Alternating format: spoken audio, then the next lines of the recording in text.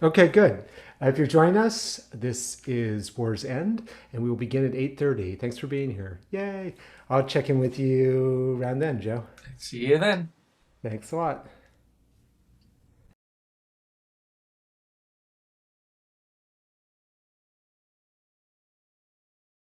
Oh, Joe, are you still in earshot? Yeah. Yeah. Yeah, let me just try my sound while I've got you. Thanks. Test, test, Sounds good. test, test. Sounds good. Great. Test, test. Sounds good. Great. And let's just look at this. Good. I hear the tap. Excellent. Good. Good. I hear the tap. Okay. Great. Okay, I think we're all set. Thanks, Joe. Okay. See you later. Bye.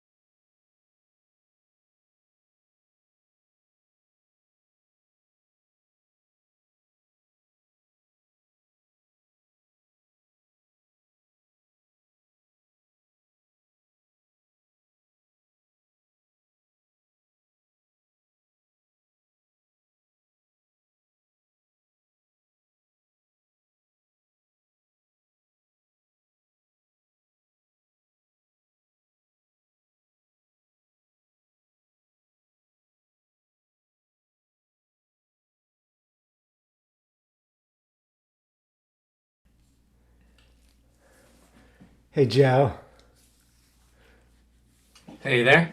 Hey there. Just do one last sound test. Test, test. Sounds good. Test, test. Sounds good. Okay. Test, test. Sounds good. Okay, great. Thank you. And let me just put that away. And let's see. Let's just make sure we got this. Yes. Okay, good.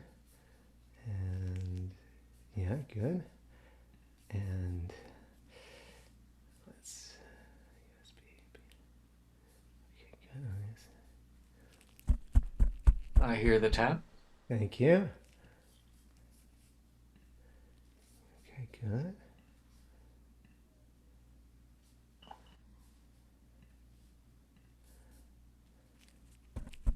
I hear the tap. Great, thank you. Okay, well, thank you everybody for joining us for War's End. We're going to begin in just a little bit, and we're so happy to have you here tonight.